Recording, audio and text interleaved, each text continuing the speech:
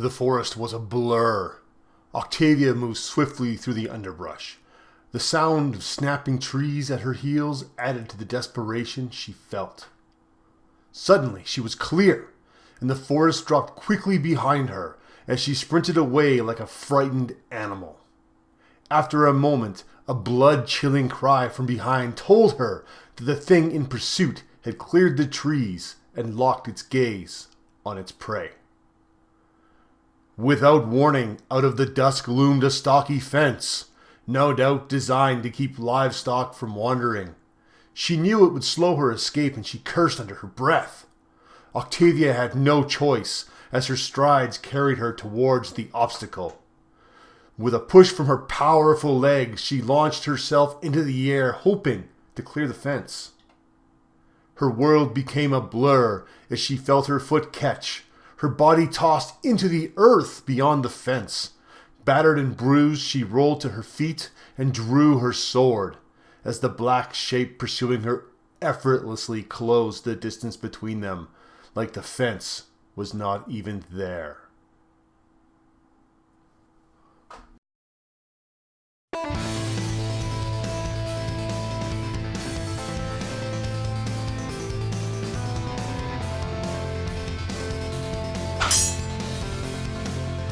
Welcome back to another exciting episode of Starships and Steel, where we bring tales of the weird to life.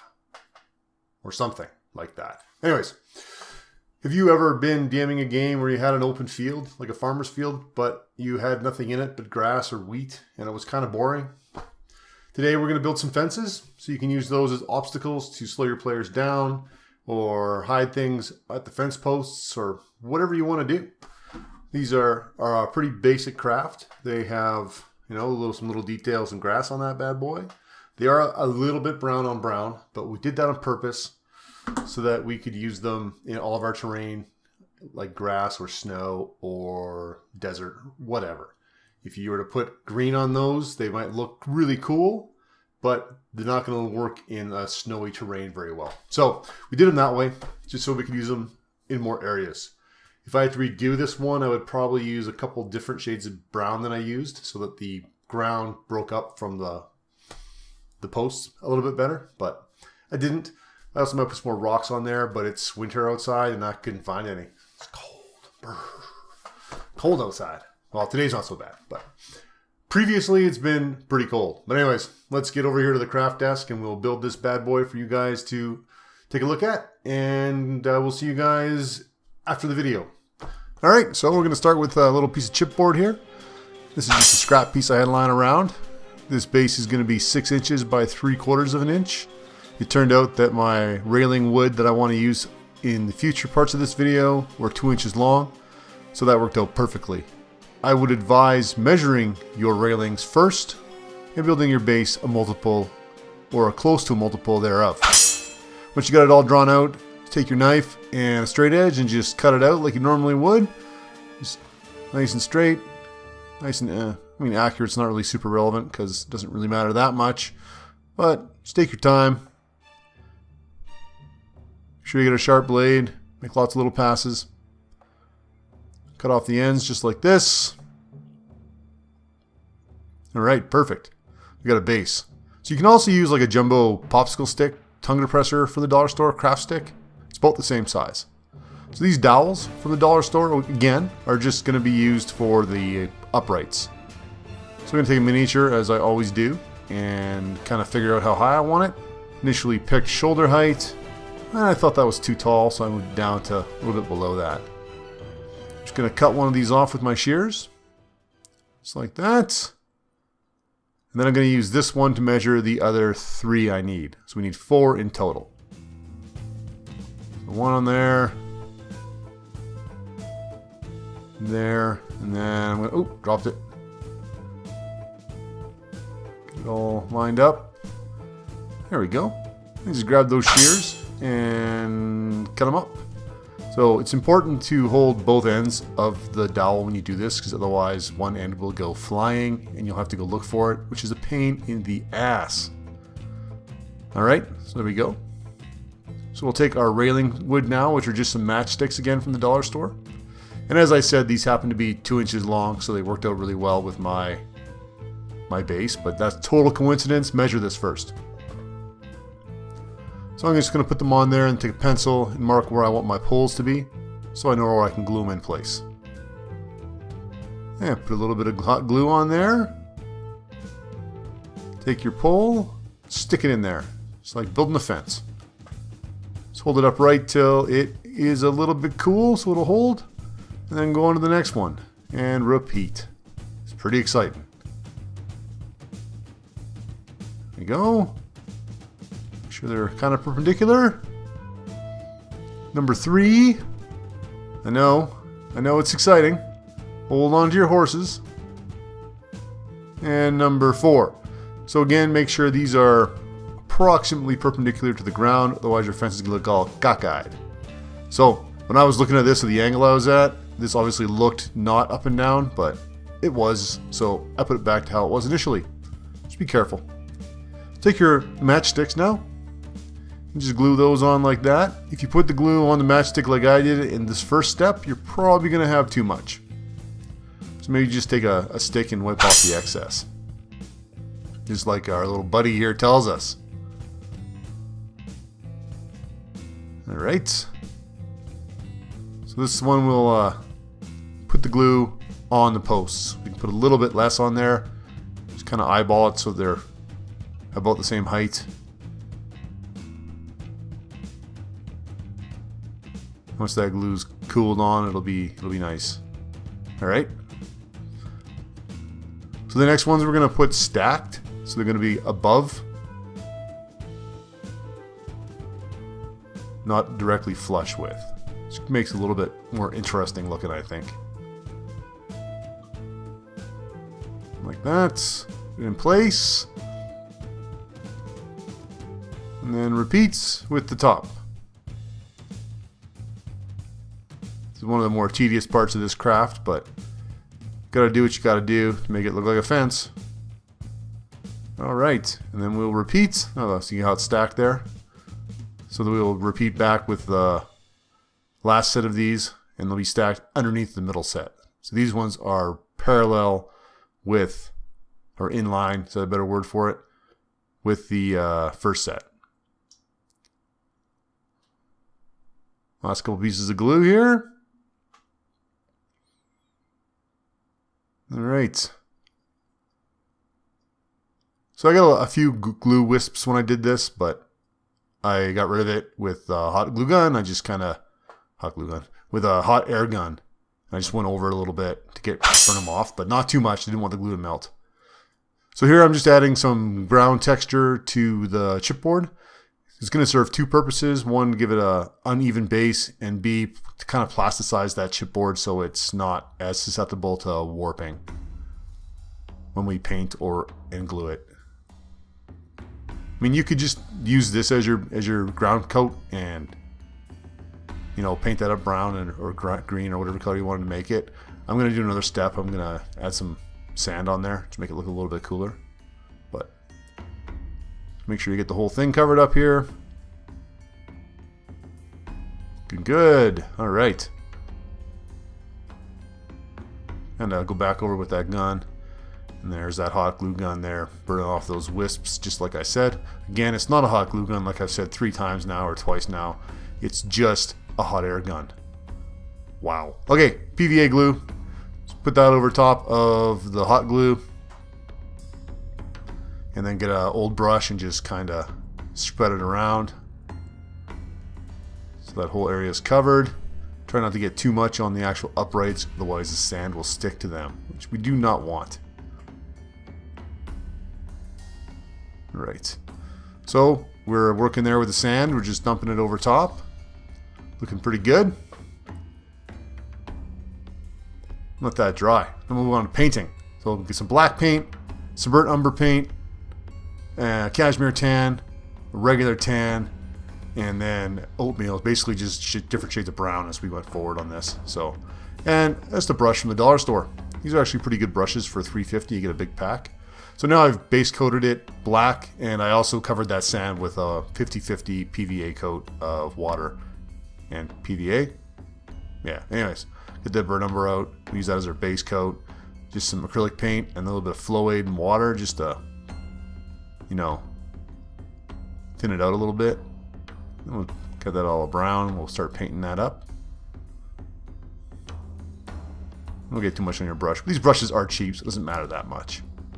So I'm going to try one more time. Before I painted it black, I put a coat of 50-50 PVA and water over the sand just to lock it down, as we normally do. And then, once that was dry, black paint, and now this burnt umber, which is thinned out a little bit just to give it a little bit more flow capability to get into those small rocks, so it gives it a good coverage. But I'm doing the whole thing in this base coat, and I don't know if this was the best idea. It might have been better to do it in maybe a couple different brown colors, maybe a little bit lighter on the fence. It did turn out to be a little bit too brown, I thought. It's not bad, but some breakup between the fence and the ground, more than I got, would have been better, I think. So, oh well, live and learn, right? Live and learn. I've only got so many browns, so we went forward with it. I think it turned out to be not too bad. So just keep going, getting that brown coat on there. This is a pretty exciting part, I know. Just stick with it. Stick with us. We'll get there. Probably should have sped this up, but I didn't, and I'm not going to, so. Almost done. Just get the last little pieces that you've missed. Perfect. Alright, put that down, let her dry. Clean your brush off. Get another one of the tan colors. I don't care which one. I use cashmere tan. I'm going to go with not really a dry brush, but a pretty heavy brush. But not completely solid paint. We want variation on the colors with that tan over top of the wood, just to give it kind of a grainy sort of color, I guess. Not really very much of a grain look. I hoped for a better one, but it worked out not bad. It still gave it a kind of a weathered, interesting look, which is what we all really care about, making it look interesting. Then I went to the post, did the same thing. Be a little bit heavier on the posts. Yeah. So definitely heavier on the posts. This is like a full paint.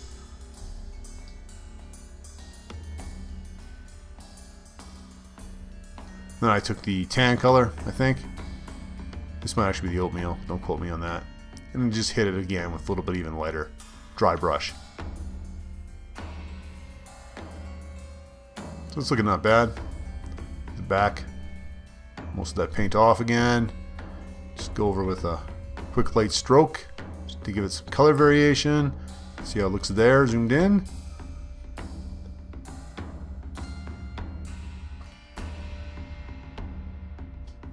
Alright. Quick brush over the posts.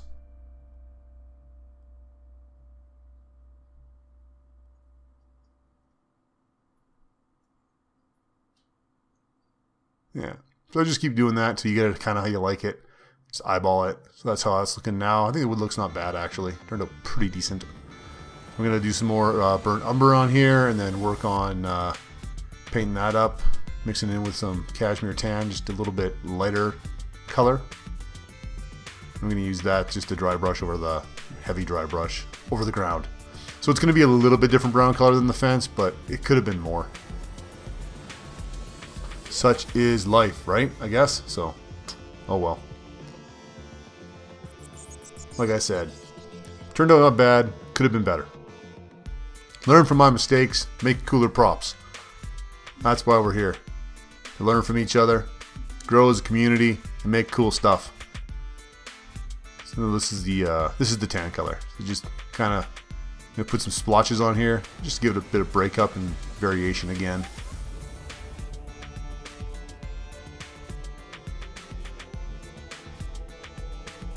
Heavier splotches. Just want it to look like dirt. I want it to not be like the ground around it. I want it to be all kind of torn up. Alright, so now we're going to make it a little bit more interesting. So one of the things you can do to make it more interesting is to add some grass or rocks or any of that kind of stuff. I don't have rocks, it's wintertime, but I do have grass. So we'll put some grass tuft on here just to give it a little bit more of that coolness. So just grab your grass and pull it out just a little bit. You don't need too much. There you go. I'm just going to twist it up so I can cut it easy. Figure out my height and then just zook, cut that off like that. Take a piece of parchment paper, put some glue on there, and then just stick your grass tuft in the glue. And then hold it there till it kind of dries, cools, whatever you want to call it, cures. When that's done, you're going to have a little grass tuft you can glue on wherever you want. I tried painting that first, chose not to in the end, so whatever. We'll get onto that in a second. First, we're going to put a brown wash over the entire thing. And like my little dude just said, this is just paint, a lot of water, and some flow aid, I think is all that's in there. That over top, kind of mute all the bright colors down a little bit. The lid on that so we don't spill it. And then wait for that to dry before you put the glue on there, the hot glue. So we're just going to bring some of that bright back out just a little bit. I got a little bit heavy in a few places, but just want to bring some wood highlight, wood weathering out, whatever you want to call it. Both sides.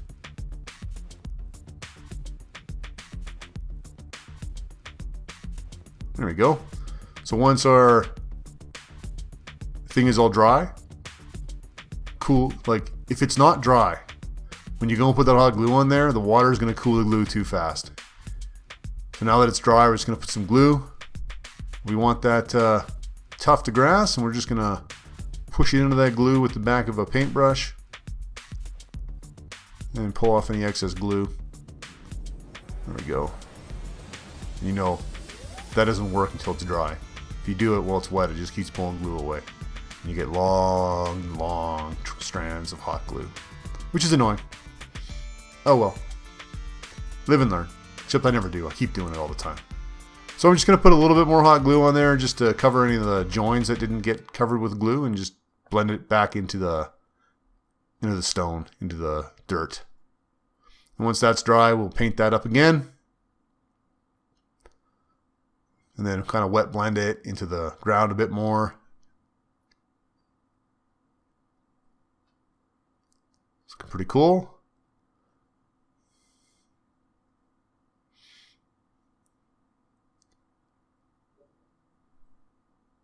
Once it's kind of blended in and dry, we'll just put a little bit more light paint on it just to give it a couple dabs. Just so it looks like it belongs there. Some dabs over the whole thing so it blends in better. And this is me doing two things. One, trying to make it blend the new grass into there better. And B, still trying to separate that ground from the fence a little bit more. So that's how it looks zoomed in.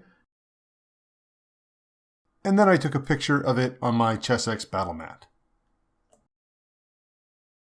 And we're back. So that's a pretty simple craft, as you guys just saw. A little bit of wood, a little bit of glue, some paint, and presto, magic fences. If you guys liked the video and you found it entertaining, or at very least useful or somewhat inspirational, don't forget to click like so that I know that you guys liked it, because otherwise I have no idea. If you have any ideas or comments on paint schemes or different kinds of basing materials or just a better way to do it, leave me a comment down below and I will most likely answer. And last but not least, I put content out typically once a week, sometimes twice, sometimes 3 times, depending on how busy we are. So don't forget to subscribe to the channel and click the little bell so you guys get notified when those videos come out. And with that, I will see you guys next week on Starships and Steel.